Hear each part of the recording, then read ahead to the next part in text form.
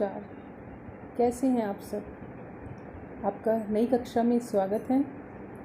इससे पहले हमने आपको 12वीं कक्षा की वीडियो जो थी वो दिखाई थी। आज हम आपके लिए लेकर आए हैं कक्षा 11 के लिए हिंदी के प्रथम पाठ की, जिसका नाम है अरे इन दोहुन रहा न पाए। ये कबीरदास का एक पद है। कबीरदास जी का नाम आप सभी ने सुना होगा। आप कबीरदास जी के दोहे पहले भी पढ़ चुके हैं।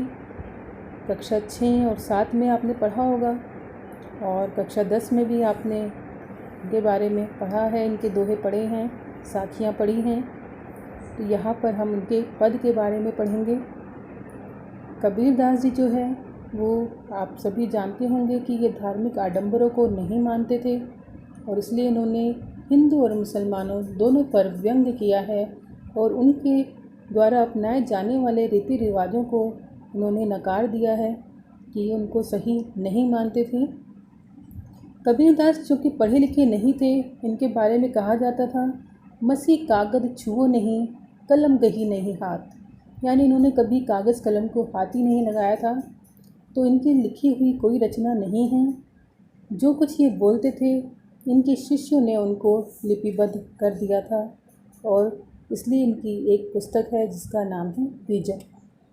तो बीजक के ही 3 पार्ट हैं, 3 भाग हैं, साखी, सबद और रामायण। तो उन्हीं में से जो है ये पद लिया गया है। तो आइए इस पद को पढ़ने से पहले हम इसके सार के बारे में जान लेते हैं कि इसमें कबीरदास जी क्या कहना चाहते हैं।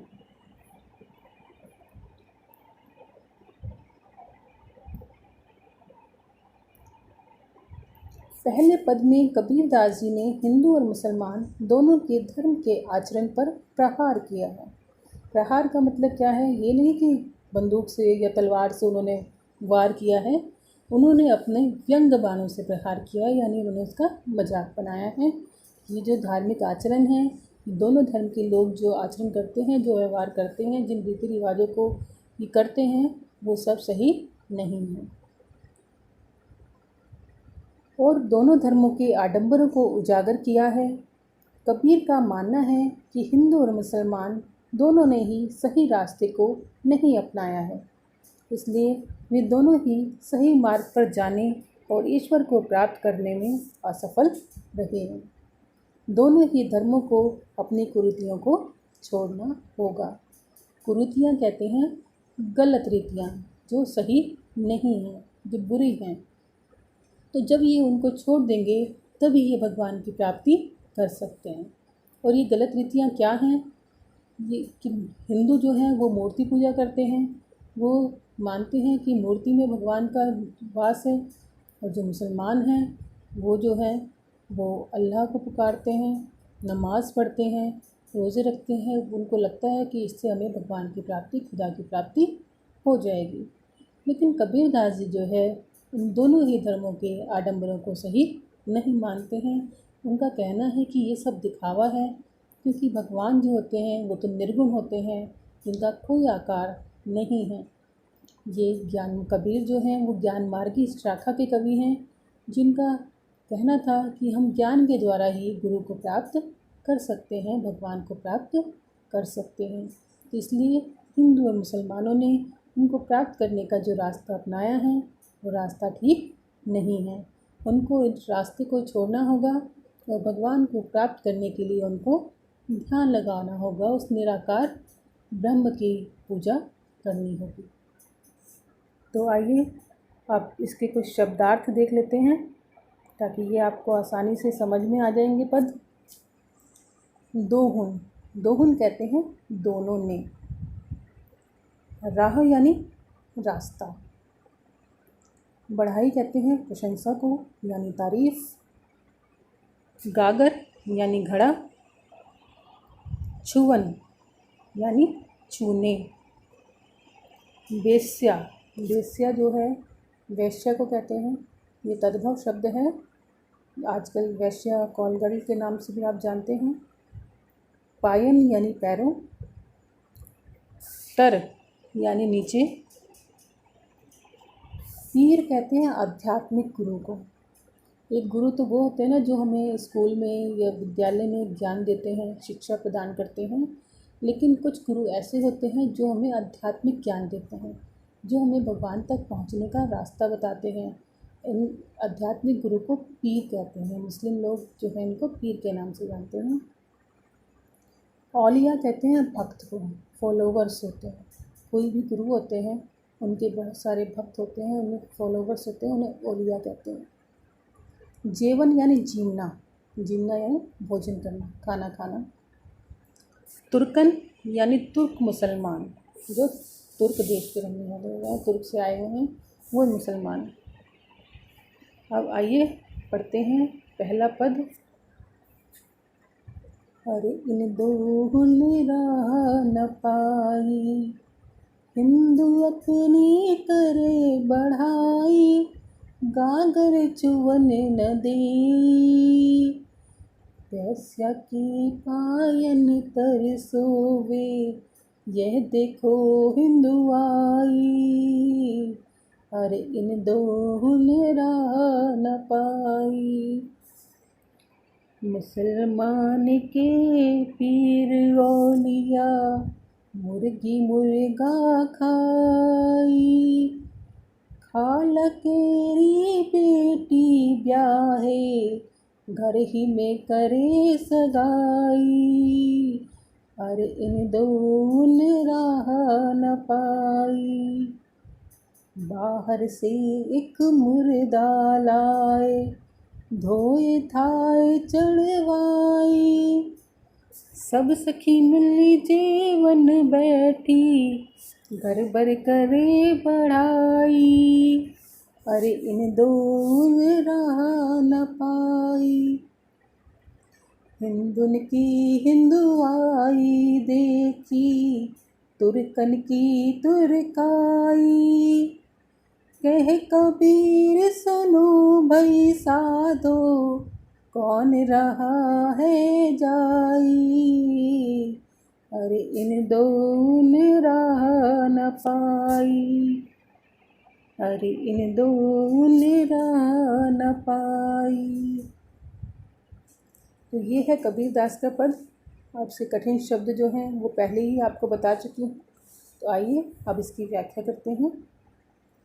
अरे इन दोहुल राह न पाई, कबीरदास जी क्या कहते हैं कि अरे इन दोहुल यानी दोनों ने ही राह न पाई, सही रास्ते को नहीं पाया है।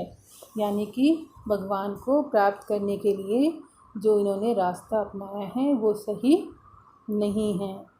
दोनों ने ही जो मुक्ति का मार्ग है, मुक्ति का जो रास्ता है, वो ना तो हिंदुओं का ठीक है और ना ही मुसलमानों का ठीक है। तो पहले वो हिंदुओं के बारे में बताते हैं कि हिंदू क्या क्या करते हैं। हिंदू अपनी करे बढ़ाई, गागर चुवन न देई, कि हिंदू लोग जो हैं अपनी बढ़ाई करते हैं, अपनी तारीफ़ करते हैं, अपनी प्रशंसा करते हैं, और अपनी जो गागर होती है, जो घड़ा होता है जिसमें पानी भर के लाते हैं, उस घड़े को भी किसी को हाथ नहीं लगाने देते। ना तो मुसलमानों को, ना ही निम्न जाति के जो लोग हैं उनको हाथ लगाने देते हैं, क्योंकि वो अपने आप को बहुत बड़ा समझते हैं। लेकिन वही हिंदू क्या करते हैं, वैश्या के पायन तर सोए, यह देखो हिंदुआई, कि जब वही हिंदू लोग वैश्या के पैरों के नीचे जाकर सोते हैं, यानी कि कोठे पर जाते हैं, वैश्या का नृत्य देखते हैं और उसके पैरों में जाकर लेट जाते हैं, तब इनकी हिंदुआई जो है वो कहाँ चली जाती है, तब इनका जो बड़प्पन है वो कहाँ चला जाता है। तब ये अब इस बारे में क्यों नहीं सोचते कि हम ये क्या कर रहे हैं, कि हम ये गलत रास्ता अपना रहे हैं। तो कबीरदास कहते हैं कि हिंदू वैसे तो अपनी इतनी प्रशंसा करते हैं, इतनी तारीफ़ करते हैं, अपने आप को इतना बड़ा समझते हैं कि अपने घड़े तक को किसी को हाथ नहीं लगाने देते, लेकिन वही जब ये है वैश्य के पैरों के नीचे जाकर सोते हैं, तो तब इनकी हिंदुआई कहाँ चली जाती है, तब इनका बड़प्पन कहाँ चला जाता है। आगे वो मुसलमानों के बारे में कहते हैं कि मुसलमान लोग क्या करते हैं। मुसलमान के पीर औलिया, मुर्गी मुर्गा खाई। कि मुसलमानों के जो पीर होते हैं, जो आध्यात्मिक गुरु होते हैं, जो अध्यात्म का ज्ञान देते हैं, भगवान तक पहुंचने का रास्ता बताते हैं, मुक्ति प्राप्त करने का रास्ता बताते हैं, उन गुरु की बात करते हैं। और जो उनके फॉलोवर्स होते हैं यानी ओलिया होते हैं, वो भी सब क्या करते हैं, मुर्गी और मुर्गे को खाते हैं, उनको काट कर खा जाते हैं। खाला केरी बेटी ब्याहे, और ये अपने खाला, खाला कहते हैं मौसी को, ये शब्द पहले नहीं आया था, मैं आपको बता देती हूँ कि मुसलमान लोग मौसी को खाला कहते हैं। और इनके घर में क्या होता है कि मौसी के बेटे से बेटी से ही आपस में ही एक दूसरे की सगाई या शादी हो जाती है। इसलिए कहा गया है कि खाला केरी बेटी ब्याहे, कि ये अपनी बेटी की जो शादी है, जो उसका विवाह है, अपनी मौसी के घर में ही कर देते हैं, मौसी की बेटा बेटी से ही उनकी शादी कर देते हैं, घर ही में करे सगाई। वो तो जबकि एक ही घर माना जाता है, 2 बहनों के बच्चे हैं तो उनका एक ही घर माना जाता है, तो इसलिए वो कहते हैं कि घर ही में ये आपस में ही एक दूसरे से सगाई कर देते हैं। बाहर से एक मुर्दा लाए, धोए धाए चढ़वाई, कि बाहर से ये एक मुर्दा जानवर लेकर आते हैं, यानी मांस लेकर आते हैं। वो मांस किसी का भी हो सकता है, मुर्दा जानवर ही है, वो मरा हुआ जानवर है, चाहे वो बकरा है, चाहे वो मुर्गा है, कुछ भी है। तो वो मुर्दा जो है, ये जो मांस है, वो लेकर आते हैं बाज़ार से, फिर उसको धोकर काट कर ये चढ़ा देते हैं उसको गैस के ऊपर पकने के लिए। सब सखियाँ मिल जेवन बैठी, घर भर करे बढ़ाई, और फिर सारी सखियाँ, सारे परिवार वाले रिश्तेदार जो हैं, वो सब मिलकर बैठ जाते हैं उसको खाने के लिए, और सारा घर मिलकर जो है उसकी बढ़ाई करता है, उसकी प्रशंसा करता है, उसकी तारीफ़ करता है कि आप बड़ा अच्छा बना। तो क्या इस तरह का मार्ग अपनाकर भगवान की प्राप्ति की जा सकती है कि आप दूसरे जानवर को, मुर्दा जो है जानवर है, उसको मार कर तुम खा रहे हो और फिर तुम उसकी तारीफ़ कर रहे हो बैठकर? क्या इस तरीके से भगवान की प्राप्ति की जा सकती है?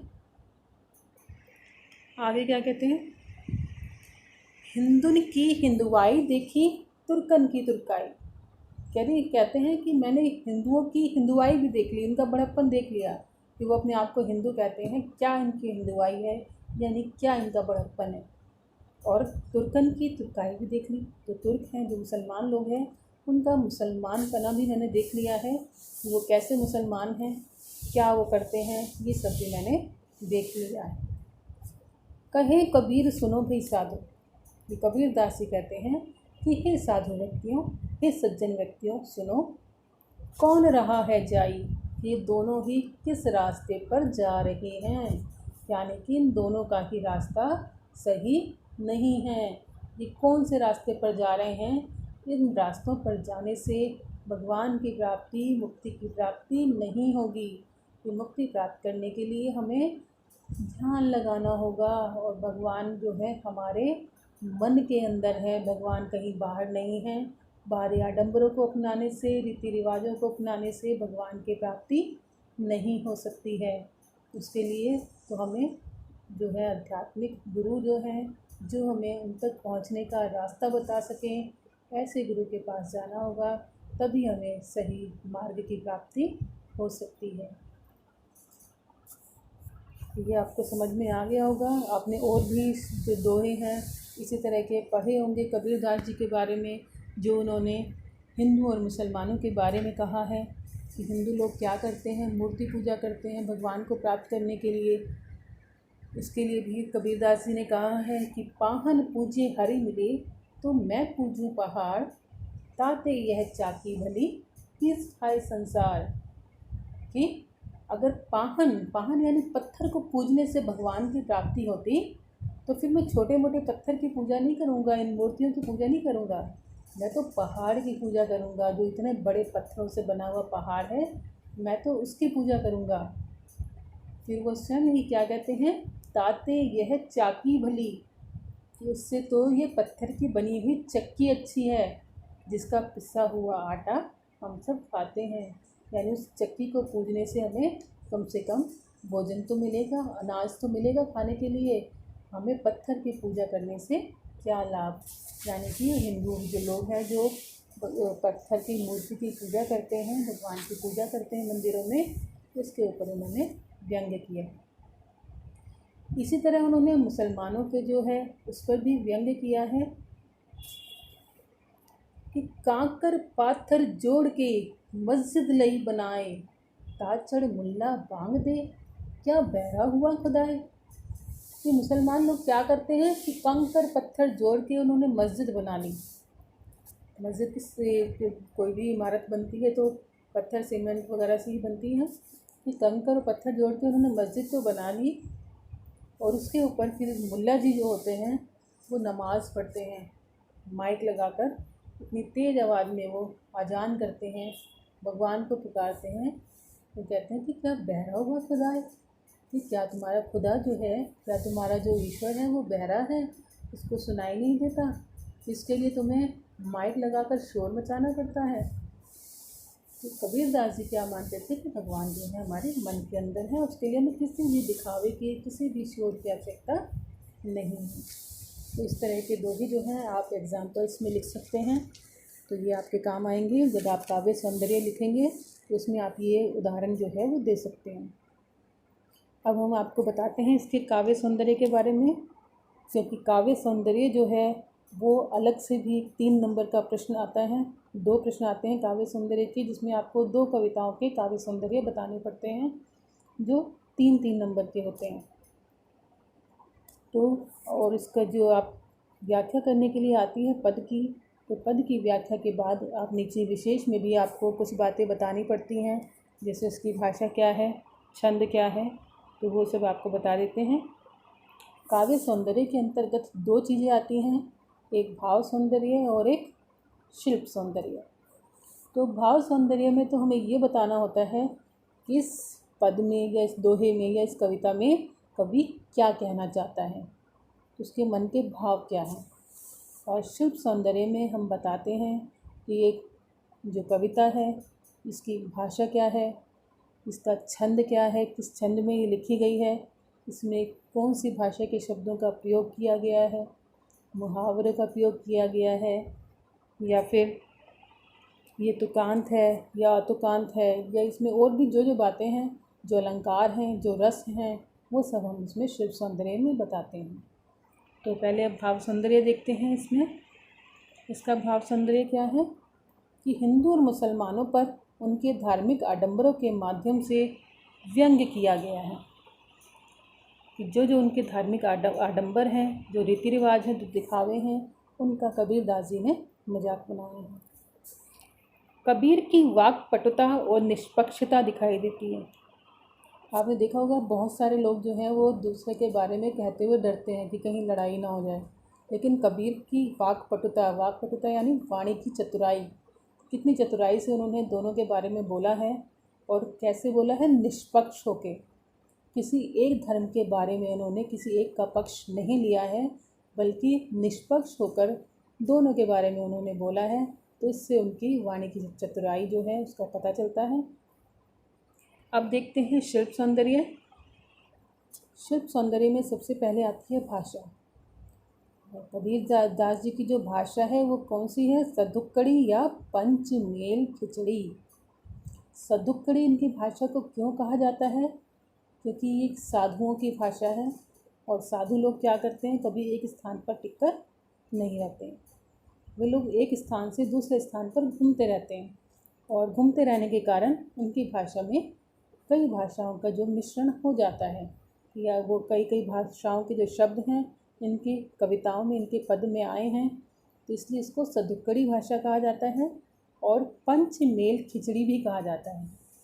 जैसे खिचड़ी होती है, खिचड़ी में हम दाल डालते हैं, चावल डालते हैं, कुछ और भी चीज़ें डाल सकते हैं, 2-3 तरह की दाल भी डाल सकते हैं, दलिया भी डाल देते हैं बहुत से लोग।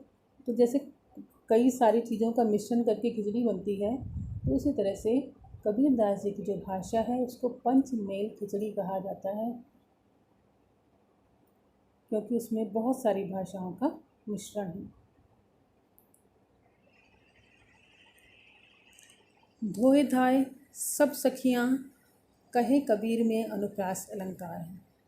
अनुप्रास अलंकार, जैसे कि आप जानते हैं कि जब किसी एक वर्ण की आवृत्ति होती है, यानी कि एक वर्ण बार बार आता है, तो वहाँ पर अनुप्रास अलंकार होता है। तो यहाँ पर धोए धाय में ध ध सब सखियाँ स, और कहे कबीर में का। तो वर्ण बार बार आया है, इसलिए यहाँ पर अनुप्रास अलंकार है। पद छंद है। छंद का नाम क्या है? पद। छंद जो है, छंद मात्राओं के हिसाब से छंद बनता है, जो आपके सिलेबस में नहीं होगा, शायद अभी तक आपने नहीं पढ़ा है, तो आप इसको याद कर लीजिएगा कि छंद जो है इसका वो है पद।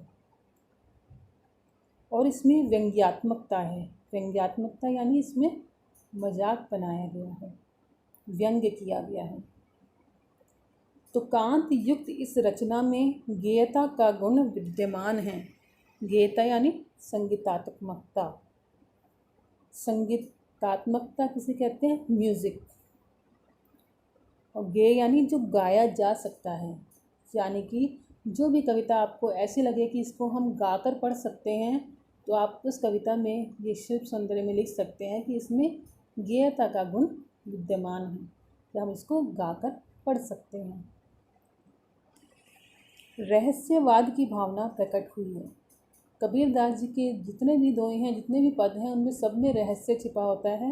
रहस्यवाद जो है वो कहा जाता है कि जब भगवान के बारे में बात की जाती है, आत्मा परमात्मा के बारे में बात की जाती है, तो वो सब रहस्यवाद के अंतर्गत आती है। तो कबीरदास जी जो हैं, उनके अधिकतर दोहे, अधिकतर पद ऐसे ही हैं जिसमें उन्होंने रहस्यवाद की बात की है। तो यहाँ पर ये समाप्त होता है पहला पद। अगला पद आपको दूसरी वीडियो में देखने के लिए मिलेगा। तो ये पद आपको कैसा लगा? अगर आपको अच्छा लगा है तो आप इसको लाइक कीजिए। अगर आपको कोई डाउट है, कुछ आप पूछना चाहते हैं, तो आप कमेंट करके पूछ सकते हैं।